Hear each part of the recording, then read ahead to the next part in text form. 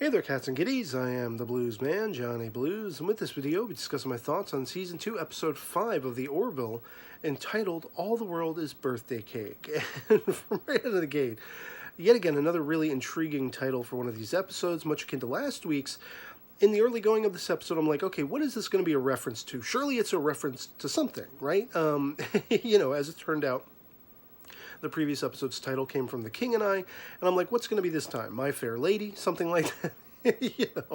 And at least by the end of this episode, I'm still relatively ignorant as to whether or not it was a reference to something, or if it was just playing on the events of the episode as they unfolded. Of course, Kelly and Bortus were going to be having birthdays, and it was Kelly's idea to have a joint sort of celebration between the both of them. Bortus wanted nothing to do with this in the early going of the episode, but then, of course, by the end, the culmination sees it actually coming to fruition, and that whole celebration at the end really brought a smile and a chuckle to me, that kind of thing. I thought it was really endearing and a really nice character beat, after the extremity, if you will, of the rest of the episode. Now, I have to say, going into it, the fact that this was going to be revolving around a first contact scenario, I was very intrigued by that, because we don't see it that often anymore on TV or anything like that. There aren't too many shows out there that can actually perform that sort of form and function of storytelling. And but the thing is, there was already the tip of the hat. If you saw the preview for the episode last week, you knew that the other leg was going to drop and something was going to be amiss. What was it going to be? That was the big question for me. And so I was kind of impatient, waiting around for it. And then I found when that tide actually finally turned in the episode, I felt like it escalated way too quickly, like that Will Ferrell meme. Well, that escalated quickly because it just seemed like I was blindsided by suddenly astrology has these people like acting like Nazis out of nowhere, and just there were certain aspects of it that felt like it didn't make sense to me with how advanced technologically they were, and yet how backward they were to be incapable of conceiving that stars are going to be different for every other potential planet if it has life, and not everyone's going to have the same beliefs and all that kind of stuff. It seems anachronistic almost, in the way this society has built itself up and is functioning. They have almost a caveman logic, and yet they're so technologically sound and on par with the real world, if not a few steps further than where we are right now in our modern day. And I guess really you only have to open a window and you can find Trump supporters aplenty and things along that line, who are climate change deniers and whatever like that, and think nothing of the female reproductive system. And so there is a plethora of examples of sort of backward thinking in a modern sort of setting, but for the purposes of the fiction of this episode, it just seemed to escalate really uber fast, blink and you'll miss it kind of thing. Again, I felt like I was blindsided by it. And that was a bit of a nitpick, a bit of a complaint for me, because it was just like suddenly the rug was torn out from under me, and I'm like, okay, I gotta gain my bearings. What the hell is going on here? Of course, we also had the debut of the Tala character, the replacement for Alara.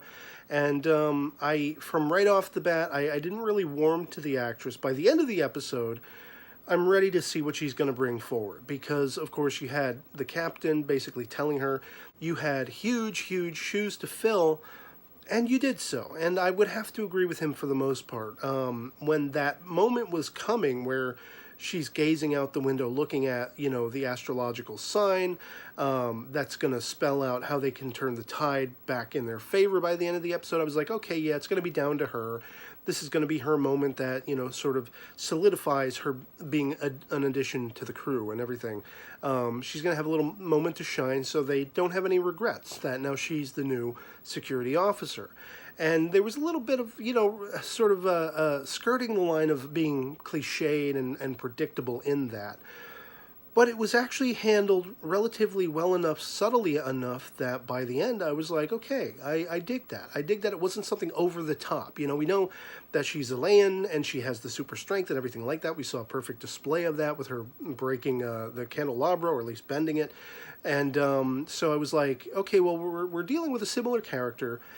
And I can't wait to see how much she grows and develops that much further away from the Alara character, so we're not constantly feeling that open wound, pulsing with pain that Alara is gone, that kind of thing. I hope that Tala is going to develop into her own character and make her own mark on the show. And I think that sort of contemplative aspect to how she molded over and came about to understanding a star had gone, defunct, had burned out, had become a black hole. And that's really what the instigator was. I think they said 300 or 3,000 years earlier, whatever it was. For her to sort of be intellectual in the approach of it, it felt like a little bit more of a subtle way of making her mark in this episode. And it was a more welcoming way than if they had her kicking a ton of ass and just, beating everybody down who was holding Kelly and Bortus captive and all that kind of stuff. And but once we got over that initial sort of tide turn that all of this was revolving around astrology and such like that, and how quickly it had escalated, there were certain beats like, with Kelly and Bortus being put in the internment camp for all intents and purposes, that was meant to hold the Giliacs, these people who are said to be, schizoids and violent and prone to all these kind of bad behaviors. When we found out the woman was going to be, was pregnant and was going to be giving birth, I already had it figured that she was going to probably give birth. I didn't know how exactly it was going to play into the story until it was revealed like 3/4 of the way through that, oh, well, now we're in a different, astrological period, and this is going to be the period within which whoever is born, whatever babies are born, whatever children, they will be the leaders of the future and everything like that. So I thought it was really interesting. I think the biggest issue I had with the episode was I was constantly grasping at straws mentally, internally, trying to figure out, okay, what's the commentary here? Is there a commentary in this teleplay? What was sort of the instigating factor that brought this story about? And I could see several possibilities, but at the same time, I couldn't, align myself to one overarching one that really kind of spelled out, because I was thinking like, oh, is this going to be a commentary on children born with autism and the people who don't vaccinate or whatever like that? Or is it going to be a sort of play on the transgender thing again, judging children before they're born? The astrology aspect kind of was part of what blindsided me, because I was like, oh, okay, this is not going in any way, the direction I thought it was going to be going. And I found it, half and half, sort of like compelling and really intriguing on the one side, and on the other side flummoxing, because I was like, well, wait a minute, what is the point of this story? What exactly is the shape of the water of this particular plot? And so I did find it really highly intriguing. Again, as I say, as we got into Kelly and Bortus being in the camp, I was becoming that much more invested in it, and I was like, okay, now that I'm over that initial hurdle of, wow, this just took a crazy left turn, and the way the people were, behaving, the way the alien leader was behaving, and, you can't have your people back. Again, it was like, what ignorance is on display here? Here is a, pretty sophisticated society by all intents and purposes. What we see, the cityscape, this grand city, the technology it took to actually call out to any potential life out in the stars, amongst the stars and everything like that. I thought it was interesting, by the way, that part of, the Union's mission statement is if they get a message, even if it's a society that isn't necessarily capable of spaceflight, if they just get a message, that's enough for them to go and investigate and introduce themselves. But at the same time, just that aspect of here, this leader, this alien leader of the Regorians, he's like, you have to understand, you're from out in the stars. You have to have the same beliefs we do, and it has to apply to your people as well as our own. Leave this planet. Just go away. We don't want anything to do with you. But you can't have your people back, because that's what we say. That's what we believe, and whatever like that. And it was just sort of dumbfounding, again, to take sort of literal aspects from our real world, climate change deniers and those kinds of things, and people against female reproductive rights and racism and things like that. These are sadly still things that do exist, are so archaic, are so ass backwards, even amongst how technologically advanced we are, and we are becoming every single day, every minute of every day. And so it was perplexing to me. It was engrossing to me, but it was very much perplexing to me because I was just at a loss through so much of it to really pinpoint where it's going. Why the story is unfolding the way it is. What was the impetus behind it? And I think by the end, another gripe that I sort of had, a light gripe toward the end of the episode, was I just felt it sort of all culminated a little bit too quickly. Like, I really loved, my favorite part of the episode was the celebration, the mutual, birthday celebration for Kelly and Bortus on the bridge. And the little sort of animated, GIF that Gordon had made of them both dancing and Celebration playing, which is one of my all-time favorite songs. So it really brought a heartwarming smile and chuckle to me, as I say. But even in spite of that being the case, there were just a few expository lines of dialogue to explain how everything wrapped up. The leader of the Regorians that had captured Kelly and Bortus to begin with, he just automatically, he's like, there's a new star in the heavens. It means change, I don't think that was necessarily enough for me to be like, okay, well, things are back to normal again. I wanted to see one little scene exchanged where, Mercer came back down and collected Kelly and Bortus. The whole solar sail thing, I love the fact that they came up with that concept, to parrot a star being reborn or returning in the absence of the night sky, that void that has been there, that has steered this whole populace, this alien culture astray as it has. Again, just having Ed come in there and be like, okay, in light of all of this, give our people back. And seeing them boarding the shuttle. And then you cut to the party, on the bridge.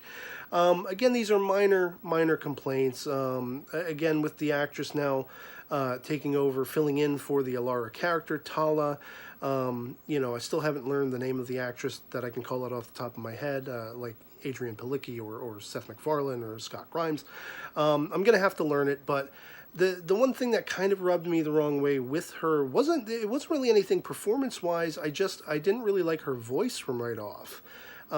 It kind of sounded somewhat nasal, and like she's, you've heard people like Scarlett Johansson, and I very much agree with this, described as sounding like, she drinks and smokes like 6 packs a day or something like that. Her voice was very, sort of raspy a little bit. And I was kind of getting that a little bit with the Tala character, but I did, find that it didn't stay constantly like that. So maybe because it was a little bit of a quieter, more solemn scene in a sense, her just being introduced, and she's trying to, impress upon Ed and Kelly that even though she decked her former captain, there was reasoning behind it. There was a sound reasoning, I might add, behind it, with a matriarchal alien society that wouldn't have otherwise helped them if they didn't see women in, command of their vessel. That all made sense. It's just her voice kind of rubbed me the wrong way from right off. And then through the course of the episode, it lightened a little bit, and there were still moments where it was a little bit raspy and a little bit low, which I didn't like. But for the most part, it's just a matter of having to now get used to her, because I loved Alara. She was my favorite character on the show, and now we have a new actress taking over, filling that role. So, again, going back to what I said earlier in the video, it's going to be really intriguing to me to see how they develop and evolve her character. But from right off the bat, she's a nice fit with how she partook in this episode, in the plot of it. And, by the end of it, I can agree with Ed. She had big shoes to fill. And at least for now, with her first sort of debut, she's answered to that, to at least a satisfying degree. Not necessarily like, okay, in this one episode, I can forgive and forget that Alara's probably never coming back. I'm going to miss her dearly. Again, being a favorite, character for this show. It's going to suck that she's not around, but at least we have a character who feels like, she's not trying to be a copycat. She's not trying to be a copy-paste, just do the same thing over again, even though they are of the same species, and the fact that, the captain had requested another Zelayan, kind of playing back on the Star Trek thing where in the motion picture, Captain Kirk wanted another Vulcan because, Spock was off on Vulcan, studying for the Kolinar, the basically admonishing of any sort of emotions and things like that. It was a nice little play that you know, the captain had that sort of want for another Zelayan, and he got his wish. He got, you know, Tala now. But as I say, it's good that she feels like something different to what Alara was. Alara had her own characteristics, and you know, unfortunate love life and dating life and all that kind of stuff. And she found her family in the end. It was very heartwarming and bittersweet, you know, exit for her character. And from right off the bat, I feel like Tala is going to be a whole different thing, a whole different, you know, ball game. And so, yeah, overall, you know, this was an enjoyable episode, an engrossing episode, even in spite of its shocks and surprises, twists and turns. You know, I said the very same thing about the episode that Alara actually had, in fact, exited the series in. You know, there was that whole aspect of the John Billingsley character who had, you know, held up Alara's family and told her father to put his hand in the boiling soup or whatever it was.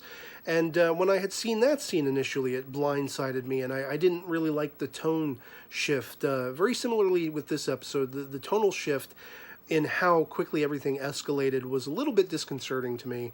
And so, you know, by and large, this wasn't the best episode of the Orville. It wasn't unenjoyable, but it did have certain beats that I just felt could have been better streamlined, could have been better edited together, you know, that kind of thing.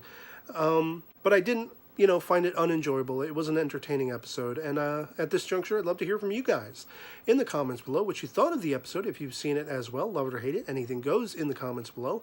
And I'd like to ask if you would consider supporting my channel and my efforts on YouTube.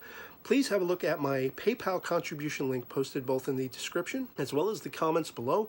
You have options you can look into very much akin to Patreon, where you can set up a monthly contribution, a one-time only kind of thing, or you can send me a personal message alongside a contribution requesting topics I may discuss in the future, ask for shout-outs, make recommendations of things I could check out and maybe comment on later, and all that kind of good stuff. And anything you saw fit to send my way would be 2 thumbs up for me and securing my longevity on YouTube. And so, yeah, otherwise, that'll be pretty much it for me on this. Hope this video finds you well, and I'll catch you all later.